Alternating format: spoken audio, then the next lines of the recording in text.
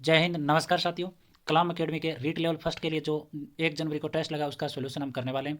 जैसा कि आपको पता है कि शुरुआत के जो 80 क्वेश्चन है वो हम कर चुके हैं। पीछे जो वीडियो डाला था उसमें लेवल 1 व लेवल 2 दोनों के कॉमन आते हैं, तो वो वीडियो मैंने डाल दिया था और वो आपने देख भी लिया होगा। और चैनल पर पहली बार विजिट करो तो चैनल को सब्सक्राइब जरूर करें और ज़्यादा से ज़्यादा शेयर कर दें। और हमसे टेलीग्राम ग्रुप से जुड़ने के लिए आपको लिंक मिल जाएगी कमेंट सेक्शन में, वहाँ पे आपको नोट्स भी प्राप्त होंगे। तो अगर वीडियो पहली बार देख रहे हो तो 80 के जो क्वेश्चन कॉमन पूछे जाते हैं लेवल 1 और लेवल 2 दोनों के लिए कलाम एकेडमी की तरफ से। और आपको पता है कि सिलेबस में भी आपको सेम टॉपिक है, तो जो 80 क्वेश्चन होते हैं वो दोनों के लिए समान होते हैं, तो मैं अलग से करवा देता हूँ। अब इस वीडियो में बात करने वाले हैं लेवल 1 के जो 80 के बाद के 150 तक के क्वेश्चन है वो अंत तक जरूर देखना। मैथ के क्वेश्चन भी मैं आपको हल करवाने वाला हूँ। तो देखो पहले क्वेश्चन से शुरू करते हैं हम कि सूची 1 को सूची 2 से सुमेलित करना है। एक तरफ दे रखे हैं हमें खनिज और दूसरी तरफ दे रखे हैं उनके उत्पादक जो स्थल है वो दे रखे हैं। तो देखो 81 नंबर में हम बात करें सीसा जस्ता कहाँ पाया जाता है। सीसा जस्ता पाया जाएगा राजपुर दरीबा में। और तांबा कहाँ पे पाया जाता है। तांबा पाया जाता है कोल्हन में। और बेरेलियम कहाँ पाया जाएगा बंदर सिदरी में। और लोहा जो एस्क पाया जाता है वो कहाँ पर पाया जाता है नाथरा की पाल पर। तो एक तरफ दे रखे हैं हमें खनिज पदार्थ और दूसरी तरफ दे रखे हैं उनके उत्पादक स्थल दे रखे हैं। तो शीशे का उत्पादन कहाँ होता है राजपुर दरीबा में। तांबे का उत्पादन कोलन में और बेरिलियम का बांदरसिद्री में। और लोहा का एस का जो उत्पादन होता है नाथरा की पाल में होता है। तो कौन से वाला ऑप्शन सही हो जाएगा इसमें 2 नंबर। उसके बाद में देखो राजस्थान देश का कितने प्रतिशत कच्चे तेल का उत्पादन करता है। तो जो राजस्थान से जो कच्चे तेल का उत्पादन होता है वो देश के में जो के तेल उत्पादन होता है कच्चा तेल उसमें कितनी प्रतिशत हिस्सेदारी है वो हमसे पूछा है। तो कितनी होगी इसमें 20%। राजस्थान में मार्च 2021 तक कुल सड़क लंबाई कितनी होगी। राजस्थान में मार्च 2021 तक जो सड़कों की कुल लंबाई है वो कितनी हो सकती है वो हमसे पूछा है। तो कितनी 2,72,959 किलोमीटर। उसके बाद में हमें सुमेलित करना है। एक तरफ दे रखे हैं हमें हवाई अड्डे और दूसरी तरफ क्या दे रखा है शहर दे रखा है। तो कौन से हवाई अड्डा है वो कौन से शहर में स्थित है ये हमसे पूछा गया 84 नंबर में। तो देखो इसमें सुमेलित नहीं है वो हमसे पूछा है। डबोक हवाई अड्डा कहाँ पर है उदयपुर में है। डबोक हवाई अड्डा उदयपुर। रातानाडा हवाई अड्डा जोधपुर में। और नाल हवाई अड्डा कहाँ पर है बीकानेर में। नाल हवाई अड्डा कहाँ पर है बीकानेर में। और सुरतगढ़ हवाई अड्डा है वो हनुमानगढ़ में नहीं है बिल्कुल है। तो ये क्या हो जाएगा इसमें गलत हो जाएगा। उसके बाद में देखो प्री प्राइमरी स्तर की कक्षाएं लगाने हेतु राज्य सरकार के कितने महात्मा गांधी अंग्रेजी माध्यम विद्यालयों में बाल वाटिकाएं जनवरी 2023 से प्रारंभ की जा रही है। तो जो प्री प्राइमरी स्तर की जो कक्षाएं लगती है राज्य सरकार ने कितने महात्मा गांधी जो अंग्रेजी माध्यम के जो विद्यालय उनमें बाल वाटिकाएं हैं वो जनवरी 2023 तक संचालित कर देगा या प्रारंभ कर देगा ये हमसे पूछा है। तो कितने में 925 में। उसके बाद में देखो हम बात करते हैं आगे वाले क्वेश्चन की 86 नंबर क्वेश्चन की। तो देखो 86 नंबर क्वेश्चन पूछा है कि 5 से 7 दिसंबर 2022 को उदयपुर में आयोजित G20 शेरपा की पहली बैठक के दौरान G20 देशों के प्रतिनिधियों ने राज्य के किन 2 सांस्कृतिक पर्यटन स्थलों का भ्रमण किया। तो जो 5 से 7 दिसंबर 2022 को उदयपुर में जो G20 जो शेरपा की पहली बैठक हुई उसमें G20 देशों के प्रतिनिधियों ने राज्य के किन 2 सांस्कृतिक पर्यटन स्थलों का है वो भ्रमण किया था वो हमसे पूछा है। तो किनका किया था कुंभलगढ़ और रणकपुर जैन मंदिर का भ्रमण किया था। राजस्थान संगीत नाटक अकादमी द्वारा दिए गए वर्ष 2023 में पुरस्कारों में सर्वोच्च फेलोशिप अवार्ड से किसे पुरस्कृत है वो किया गया। तो जो राजस्थान संगीत नाटक अकादमी है उसने 2022-23 के लिए पुरस्कार दिया है सर्वोच्च कौन सा पुरस्कार फेलोशिप अवार्ड वो किसको दिया है ये हमसे पूछा गया है। तो किसको दिया गया है इला अरुणा को दिया गया है। उसके बाद में देखो 88 नंबर की बात करें हाल ही में राज्य सरकार प्रदेश के किन 2 शहरों को ट्विन सिटीज़ के रूप में विकसित करने हेतु प्रयासरत है। तो राज्य सरकार है वो हमारे राजस्थान के 2 ऐसे शहर हैं जिनको ट्विन सिटीज़ के रूप में विकसित किया जा रहा है। तो वो कौन कौन से हैं वो हमसे पूछा गया 88 में कौन से हैं। एक तो जोधपुर है और एक है पाली।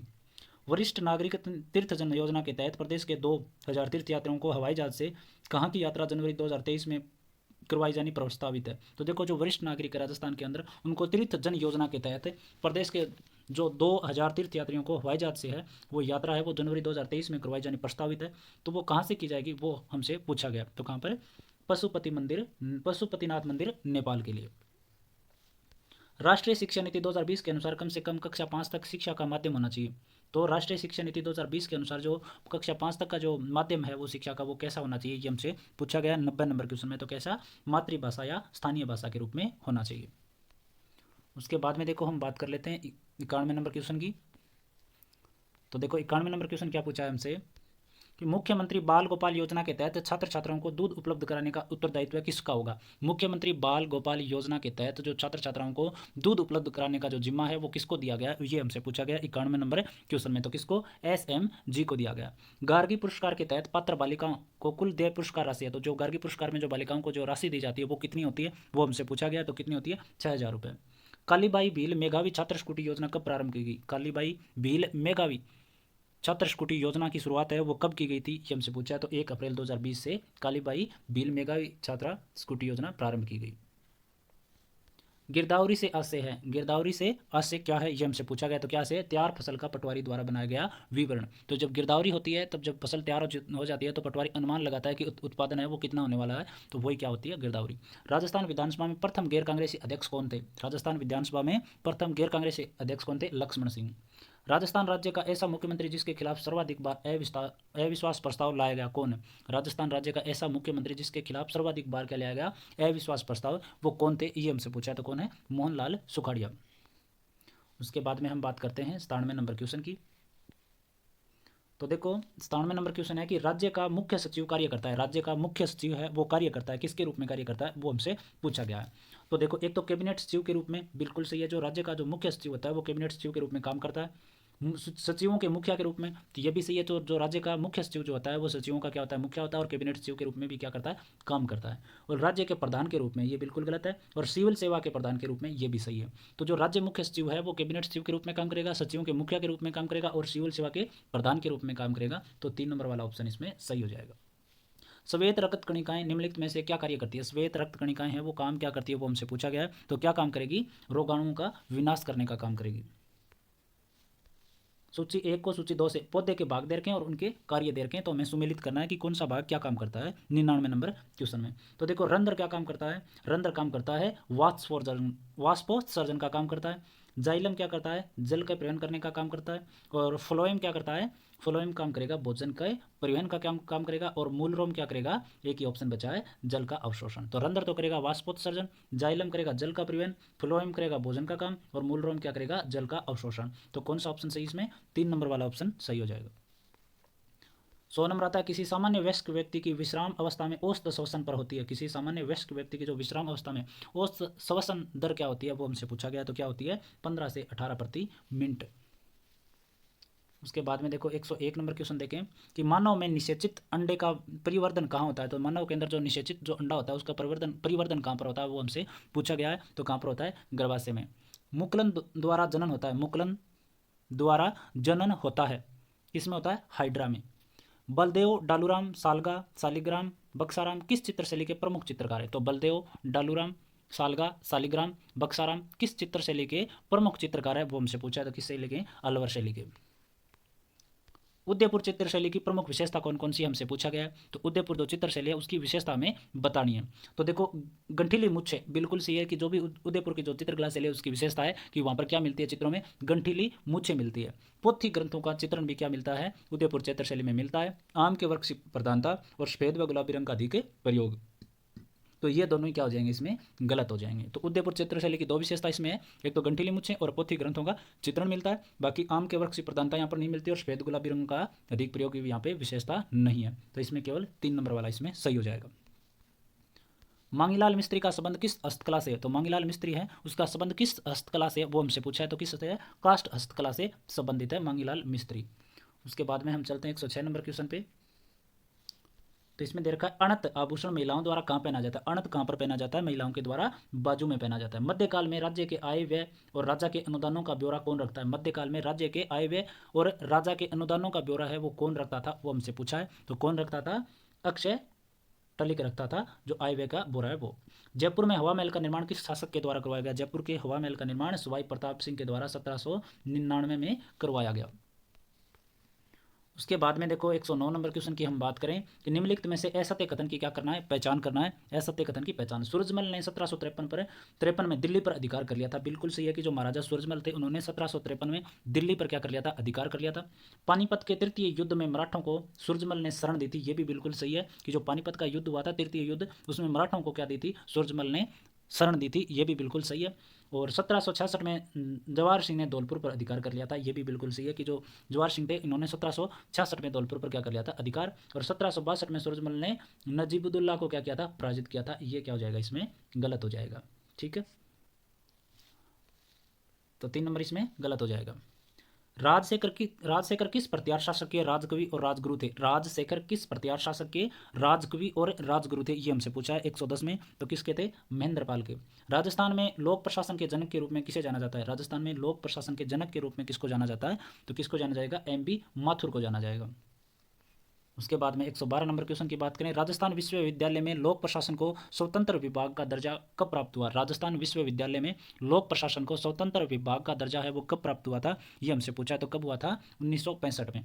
राजस्थान में लोक प्रशासन की स्रोत संस्था हरिश्चंद्र माथुर। राजस्थान लोक प्रशासन संस्थान कहाँ स्थित है? राजस्थान में लोक प्रशासन की जो स्रोत संस्था है हरिश्चंद्र माथुर राजस्थान लोक प्रशासन संस्था, वो कहाँ पर स्थित है? तो कहाँ पर स्थित होगी? 113 में जयपुर में स्थित होगी। उसके बाद में हम बात करें 114 में, संविधान सभा के सदस्य के रूप में मूल संविधान पर हस्ताक्षर करने वाले पहले राजस्थानी कौन थे? तो संविधान सभा का जो सदस्य थे और संविधान पर हस्ताक्षर करने वाले पहले राजस्थानी कौन थे, वो हमसे पूछा है। तो कौन थे? बलवंत सिंह मेहता। संविधान सभा के सदस्य CS वेंकटाचारी राजस्थान को किस रियासत में प्रशासनिक अधिकारी थे? तो किस रियासत में थे प्रशासनिक अधिकारी? जोधपुर रियासत में। देखो 22 सेंटीमीटर किनारे वाली एक घनाकार आइसक्रीम बीकर को त्रिज्या 2 सेंटीमीटर और ऊंचाई 7 सेंटीमीटर वाले आइसक्रीम शंकु में पूरी तरह ऊपर भरकर कुछ बच्चों में वितरित किया जाना है। कितने बच्चों को आइसक्रीम शंकु प्राप्त हो जाएंगे? तो देखो इसमें बिल्कुल है, एक तो घन का आयतन आपको निकालना है। देखो ऊपर घन का घनाकार आइसक्रीम ब्रिक दे रखा है, तो उसमें घन का आयतन निकाल लो और फिर क्या निकालना है? शंकु का आयतन निकालना है। शंकु के आयतन का क्या दे दो? भाग दे दो, आपका उत्तर है वो आ जाएगा। तो देखो घन का आयतन क्या होता है? भुजा की क्यूब, और जो शंकु का आयतन है वो क्या होता है? 1/3 पाई आर स्क्वायर एच। तो इस सूत्र में क्या रखना है? मान रखना है। मैं रख के दिखा देता हूँ आपको। देखो घन की भुजा कितनी है? 22 सेंटीमीटर। तो क्या करना है? 22 इंटू 22। ये तो हो गया क्या? घन का, जो जिसमें जो आइसक्रीम वाला जो अंदर डलता है, जो आइसक्रीम वगैरह होती है, वो सारी चीज़ें हैं, वो इसमें आयतन आ जाएगा। घन का आयतन 22 क्यों? भुजा की क्यूब होता है। फिर क्या करना है? शंकु बनाएंगे हैं। तो शंकुकारी तो होती है जो हम सॉफ्टी लेके आते हैं, जो आइसक्रीम हम खाते हैं, वो उसमें दे रखा है कि 2 सेंटीमीटर तो इसकी क्या है? त्रिज्या, और 7 सेंटीमीटर क्या है इसकी ऊंचाई। तो शंकु का आयतन मैंने क्या बताया? 1/3। तो 3 क्या चला जाएगा ऊपर? पाई आर स्क्वेयर। अच्छा, पाई को क्या रखते हैं हम? 22 बटा में 7 आएगा, वो क्या चला जाएगा ऊपर? इंटू में 7। ठीक है, pi r 1/3 pi r square. R कितनी देर की है? 2। तो 2 इंटू 2 एच कितनी देर की हमें? 7। तो ये वाला मान इसमें रखना है। तो देखो 7 से 7 कट जाएगा, और 22 से क्या, जो ये 2 इंटू 2 है ना, ये तो 1 मिनट मैं दोबारा से लिख देता हूँ। ये तो क्या है? 2 इंटू 2। तो देखो इस 22 से ये 22 कट जाएगा, ऊपर बचे 2 बार 22, और नीचे 7 से 7 कट गया, और इधर क्या बच गया? 2 इंटू 2। तो 2 से काटेंगे इसको 1 बार, 11 बार कट जाएगा। फिर इस 2 से इसको काट देंगे, 11 बार बच जाएगा। ठीक है, तो कितना आ जाएगा? आप देखो एक 3 और बच गया ना, तो 121 इंटू में 3 कितना आ जाएगा? 363। इसका क्या आ जाएगा? उत्तर। तो देखो जो घनाकार ब्रिक है उसमें रखा गया है, जो आइसक्रीम का जो अंदर डलता है क्रीम वगैरह, वो रखा गया है, उसका क्या निकालना है? आयतन। तो वो घन है, तो घन का आयतन भुजा की क्यूब, तो 22 इंटू 22 भाग दे देना है। शंकु का आयतन कितना होता है? 1/3 पाई आर स्क्वायर एच। जो भी उत्तर आएगा वो आपका उत्तर हो जाएगा, और इसका कितना होगा? 363। उसके बाद में देखो 117 नंबर क्वेश्चन करते हैं। 117 में दे रखा है, देखो थोड़ा सा ध्यान से समझना। इसमें दे रखा है, देखो आपको मैं बता देता हूँ एक बार, थोड़ा पेंसिल थोड़ी सी बड़ी कर लेते हैं। तो देखो एक नहर दे रखी है, उसमें चौड़ाई कितनी दे रखी है? 300 सेंटीमीटर। चौड़ाई कितनी दे रखी है? 300 सेंटीमीटर। चौड़ाई दे रखी है 300 सेंटीमीटर। तो बताओ मैं 300 सेंटीमीटर को क्या लिख सकता हूँ? 3 मीटर लिख सकता हूँ ना। 1 मीटर 100 सेंटीमीटर में होता है। और इसकी जो गहराई है, गहराई कितनी है? 120 सेंटीमीटर। तो इस 120 सेंटीमीटर को मैं क्या लिख सकता हूँ? 1.2 मीटर भी लिख सकता हूँ ना। अब देखो हमारे पास जो नहर दे रखी है उसकी चौड़ाई आ गई, गहराई आ गई, हमें लंबाई नहीं पता। तो ये जो लंबाई हो गई वो किसके बराबर होगी? कि जो 20 किलोमीटर की चाल से बह रहा है इस नहर में पानी, और 20 मिनट में कितने क्षेत्रफल पर सिंचाई करेगा। तो बताओ ये इतनी जो चौड़ी नहर है, इसमें 20 मिनट तक पानी चलेगा। किस रफ्तार से? 20 किलोमीटर प्रति घंटा की रफ्तार से। तो बताओ 20 मिनट में 20 किलोमीटर प्रति घंटा की रफ्तार से जो पानी चलेगा, उसको हम नहर की क्या मान लेंगे? लंबाई मान लेंगे। क्या मान लेंगे? लंबाई। तो देखो 20 मिनट में कितने? 20 किलोमीटर प्रति घंटा के। तो देखो 20 किलोमीटर प्रति घंटा दे रखा है, तो इसको क्या बना लो? मीटर प्रति मिनट। तो देखो 20 किलोमीटर है, इसको मीटर में बदलेंगे तो क्या कर देंगे? 1000 से गुणा। घंटा दे रखा है ना प्रति घंटा, इसको मिनट में बदलेंगे तो क्या कर देंगे? 60 का भाग। तो इसको सोल्व करने पर जो भी मान आएगा ये इसकी क्या हो जाएगी? लंबाई हो जाएगी। तो 20 से काटेंगे 3 बार। ठीक है, तो ऊपर कितना बच जाएगा? 20,000 बटा में 3 मीटर प्रति मिनट।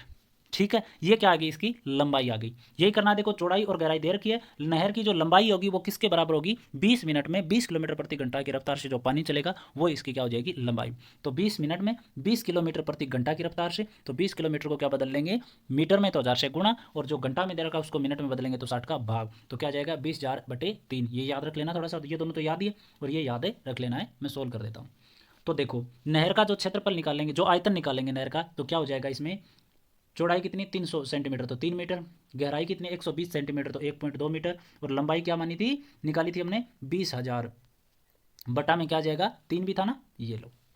अब देखो जो क्षेत्रफल हमें निकालना है, क्षेत्रफल किसके बराबर हो जाएगा, जो 8 सेंटीमीटर जो भी खेत है ना, इस 8 सेंटीमीटर जो भी गहराई वाला जो खेत है उसका क्या दे देंगे, इस नहर के पानी का जो आयतन है उसका भाग दे देंगे, तो क्या आ जाएगा, क्षेत्रफल आ जाएगा। तो देखो 8 का क्या दे दो इसमें भाग, तो ये किस में है, सेंटीमीटर में, तो इसको मीटर में बदलेंगे ना, 8 सेंटीमीटर है तो मीटर में बदलेंगे, तो इसमें 100 का भाग जाएगा और 100 क्या चला जाएगा, ऊपर चला जाएगा। ठीक है, अब देखो 3 से तो 3 काट दो, ये पॉइंट हटाएंगे तो नीचे क्या आ जाएगा, एक 10 आ जाएगा, 1 0 से 1 0 काट दो। अब देखो, अब 8 4 से काटोगे 3 बार और 4 से काटोगे 2 बार, 2 से काटोगे क्या हो जाएगा 10,000, 20,000 था ना, तो ये क्या हो जाएगा 10,000। तो देखो ये तो हो जाएगा 10,000 को 10 से गुणा करेंगे कितना हो जाएगा 1 लाख, और इधर 3 से गुणा करेंगे तो 3 लाख आ जाएगा, 4 जीरो और 5 जीरो। अब बताओ ये आ गया मीटर क्यूब आ गया ना, सारी चीज़ें मीटर क्यूब में ले रखी, तो हेक्टेयर में बताना है, तो हेक्टेयर क्या आ जाएगा, मीटर स्क्वायर बराबर क्या होता है 10,000, 10,000 मीटर स्क्वायर में 1 हेक्टेयर होता है, तो 10,000 का क्या दे दो इसमें भाग दे दो, तो 4 जीरो से 4 जीरो काटेगा तो कितने आ जाएगा 30 हेक्टेयर आ जाएगा। चीज़ समझने वाली एक ही बात है कि नहर की जो लंबाई निकालनी है वो किस प्रकार से आएगी कि 20 मिनट में 20 किलोमीटर प्रति घंटा से जो पानी चलेगा वो इसकी क्या हो जाएगी लंबाई, फिर वो लंबाई आ जाएगी, लंबाई इंटू चौड़ाई इंटू ऊंचाई से नहर का आयतन आ जाएगा। उस आयतन में क्या दे देना है, जो भी आपका भूखंड है जिसकी गहराई उसका भाग दे दो, तो लंबाई गुणा चौड़ाई उसकी क्या आ जाएगी, क्षेत्रफल आ जाएगी। आयत का वही तो होता है लंबाई गुणा चौड़ाई, तो वो क्षेत्रफल आ जाएगा, बस इतना सा, तो 30 हेक्टेयर आ जाएगा। उसके बाद में देखो प्रश्न दे रखा है कि किसी धातु के 3 घनों जिनके किनारे 3:4:5 में है को पिघलाकर एक अकेले घन के रूप में बदला जाता है जिसका विकिरण 12√3 सेंटीमीटर है, तीनों घनों के किनारे हमें ज्ञात करना है। तो देखो तीनों घन है, उनके जो किनारे हैं उनका अनुपात दे रखा है 3:4:5, और साथ में दे रखा है तो जो जिनको पिघलाकर एक जो बड़ा घन बनाया जाता है उस बड़े घन का क्या दे रखा है, विकिरण दे रखा है, और तीनों घनों के हमें किनारे पूछा है।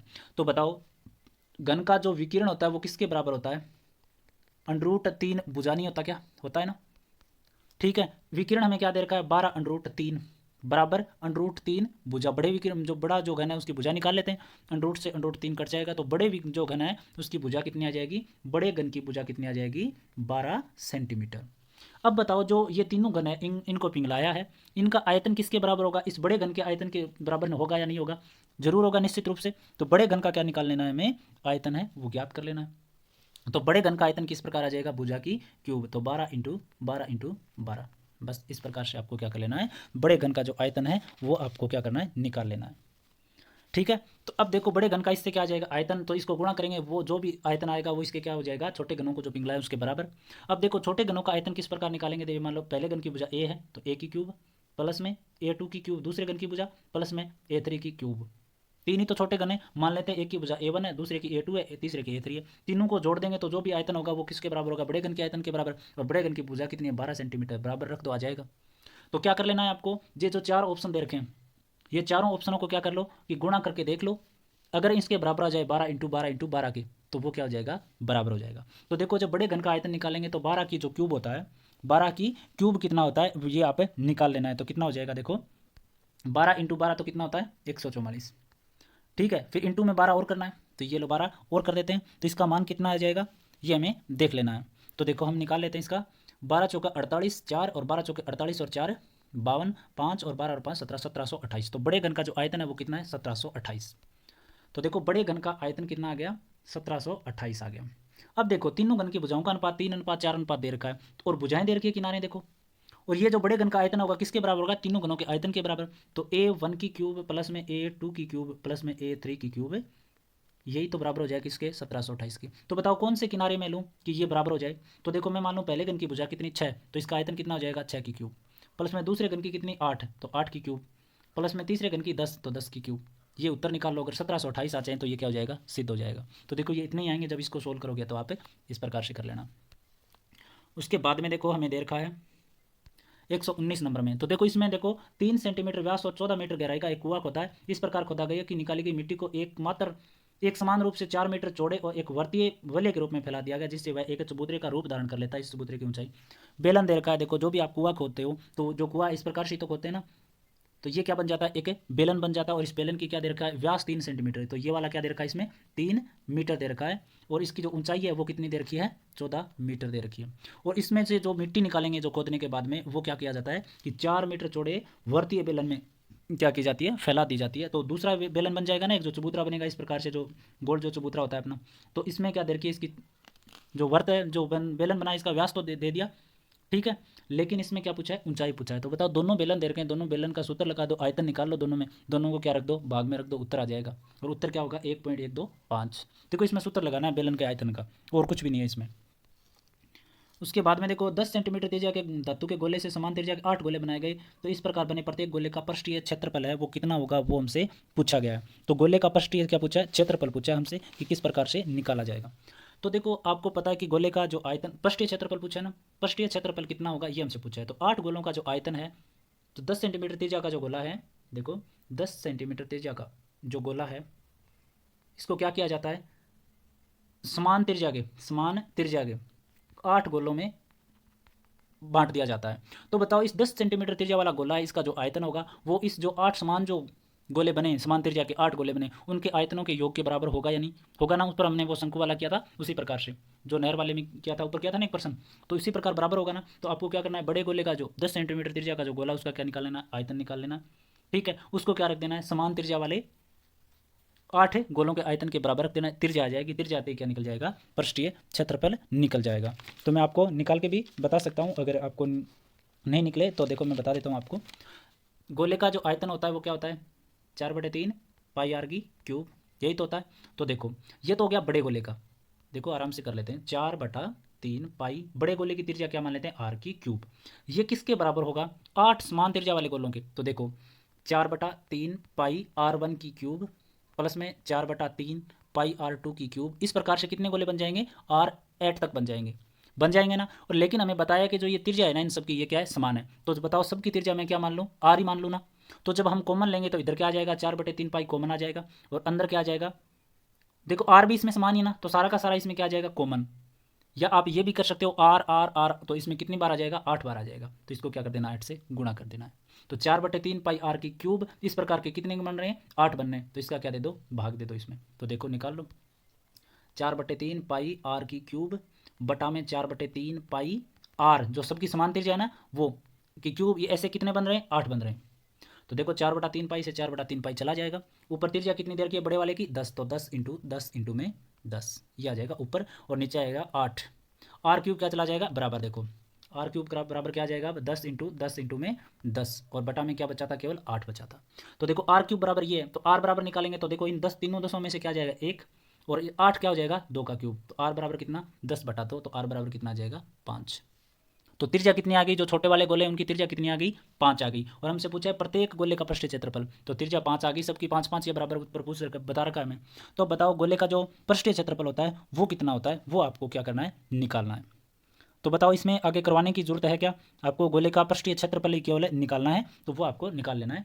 तो कितना हो जाएगा, 5 तो त्रिज्या आ गई, तो देखो इसमें हो जाएगा 5, तो त्रिज्या आ गई 5 × 5, सूत्र याद है क्या आपको, 5 × 5 पाई, और क्या आ जाएगा, अब आपको क्या कर लेना है, 5 × 5 25 हो गया, और इसको क्या कर देना है, आपको 4 से गुणा कर देना है। तो देखो 4 पाई 5 × 5, 5 × 5 25, 25 को 4 से गुणा करेंगे 100, तो 100 पाई इसमें क्या आ जाएगा, उत्तर आ जाएगा। यही आपका उत्तर है।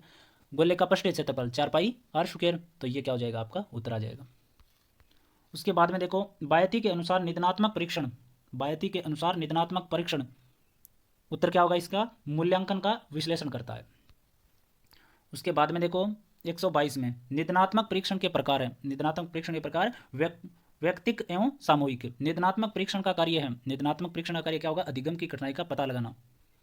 उसके बाद में देखो उपचारात्मक शिक्षण बुरी आदतें पढ़ने और अच्छी आदतें नहीं होने पर प्रदान किया जाता है, उक्त कथन किसका है। तो उपचारात्मक शिक्षण है वो बुरी आदत पढ़ने और अच्छी आदत नहीं पढ़ने पर क्या दिया जाता है, तो यह कथन किसने दिया था, गुलीन, मायर्स और ब्लोयर ने दिया था। उपचारात्मक शिक्षण की सफलता मुख्यतः निर्भर करती है, उपचारात्मक शिक्षण की जो सफलता है वो मुख्यतः किस पर निर्भर करती है? समस्याओं के कारणों की सही पहचान पर। उपचारात्मक शिक्षण के अंतर्गत नहीं किया जाता, उपचारात्मक शिक्षण के अंतर्गत है वो नहीं किया जाता क्या? आयु के आधार पर छोटे छोटे समूह बनाना वो नहीं किया जाता। उसके बाद में देखो हम चलते हैं सीधा 127 नंबर पे। हमसे पूछा है कि उपचारात्मक शिक्षण में अभ्यास मालाओं के निर्माण का सिद्धांत नहीं है, उपचारात्मक शिक्षण में अभ्यास मालाओं के निर्माण का सिद्धांत नहीं है। वो हमसे पूछा कि कौन सा नहीं होता, तो कौन सा नहीं होता? अभ्यास मालाएं स्थिर हो ये नहीं होता। चिकित्सकीय शिक्षण कहा जाता है, चिकित्सकीय शिक्षण है वो किसको कहा जाता है? उपचारात्मक शिक्षण को कहा जाता है चिकित्सकीय शिक्षण। तो इसमें केवल एक ही। शैक्षिक निदान की प्रक्रिया के अंतर्गत नहीं है, शैक्षिक निदान की प्रक्रिया के अंतर्गत नहीं है, तो क्या नहीं होगा इसमें? शिक्षण विधि का चयन। उसके बाद में देखो गणित के नैदानिक परीक्षण का उद्देश्य नहीं है, गणित में नैदानिक परीक्षण का उद्देश्य नहीं है, तो क्या नहीं है इसमें? प्रगति रिपोर्ट तैयार करना।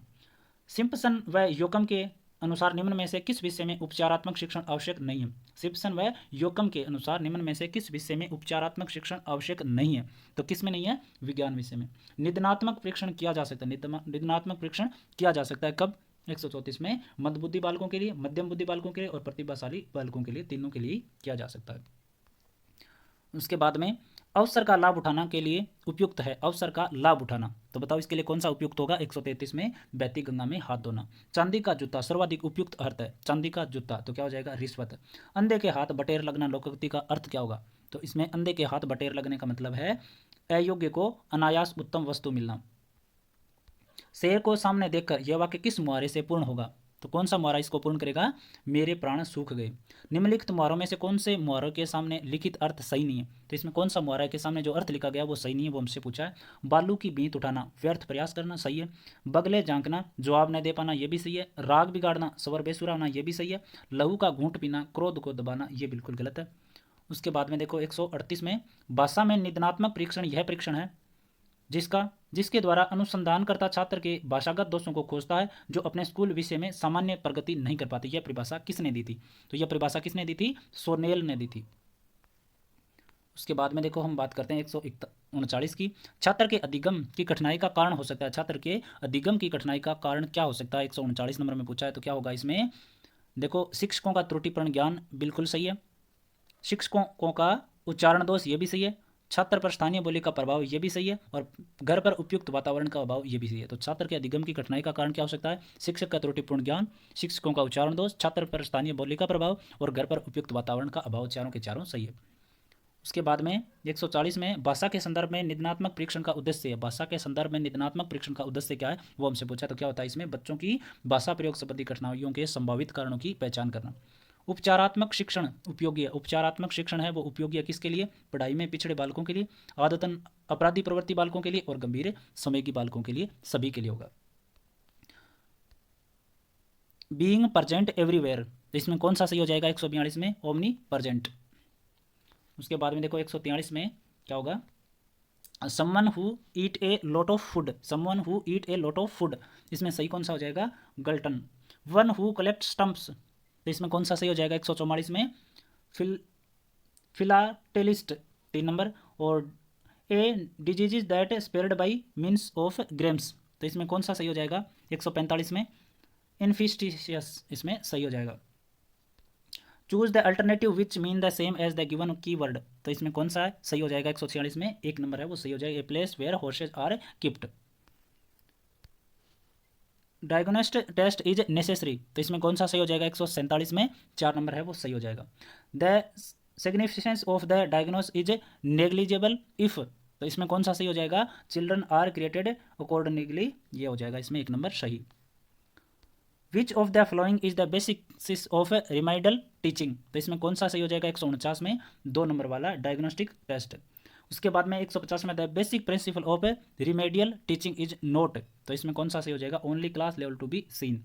तो देखो लेवल 1 का पूरा पेपर है वो 1 जनवरी को लगा, वो करवा दिया मैंने। उससे पहले भी जो भी कलाम अकेडमी की तरफ से लेवल 1 के जो पेपर लगे वो मैंने सारे के सारे चैनल पर करवा दिए, आपको प्लेलिस्ट में मिल जाएगा। चैनल को सब्सक्राइब जरूर करें और ज़्यादा से ज़्यादा शेयर करें। धन्यवाद।